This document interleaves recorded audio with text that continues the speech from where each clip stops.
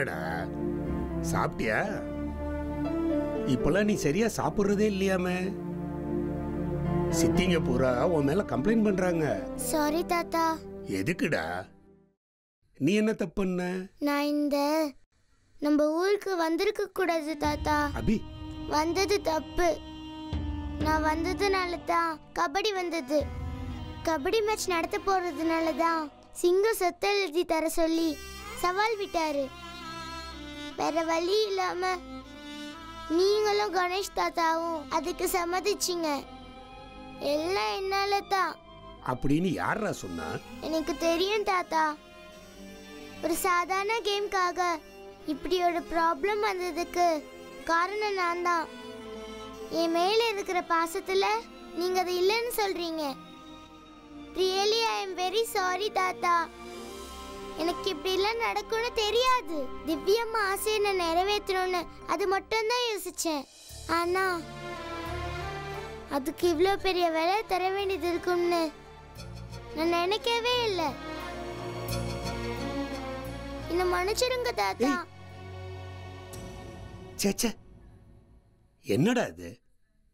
என்ன பேசுற? சொத்து போயிடும் நான் இப்படி உட்காந்துருக்கேன். நான் வயசுக்கு மீறின சுமைய பேத்தி தலையில வச்சு விட்டமேன்னு தான் யோசிச்சுட்டு இருக்கேன்.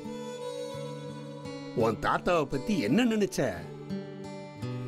தோட்டம் துறவு வீடு வாசல் இல்லடா சொத்து. இந்த ஊரோட ஒட்டுமொத்த கௌரவத்தையும் காப்பாத்த போராடுறியே நீதாண்டா என் சொத்து.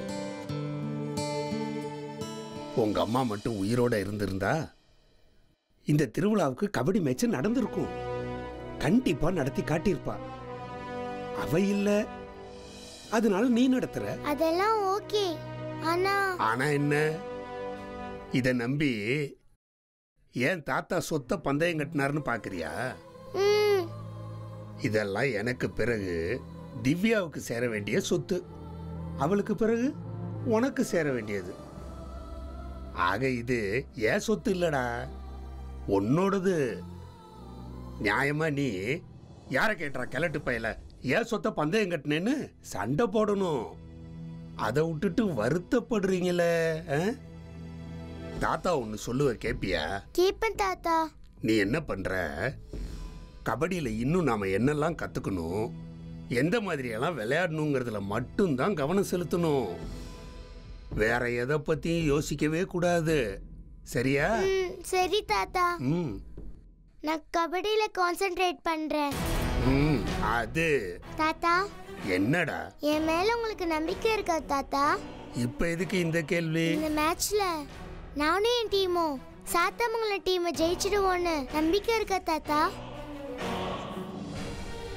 நீ உன்ன நம்புறத விட அதிகமா தாத்தா உன்ன நம்புறண்டா. நீ ஜெயிக்க பிறந்தவ. நிச்சயம் நீ தான் ஜெயிக்க போற. அதுல எனக்கு எந்த சந்தேகமும் இல்ல. தேங்க்ஸ் தாத்தா. ஒரு நிமிஷம் கை நீட்டுங்க. எதுக்குடா? நீட்டுங்க தாத்தா. நீங்க சொன்ன மாதிரி என்னோட இந்த சொத்தை நான் இழக்கவே மாட்டேன். நான் நடக்க போற கபடி மேட்ச்ல ஜெயிச்சு அதை காப்பாத்துவேன். அப்படி ஒரு வேலை முடியலனா முடியும், என்னால முடியும். இந்த மேட்ச்ல நான் ஜெயிப்பேன் தாத்தா. இது ப்ராமிஸ்.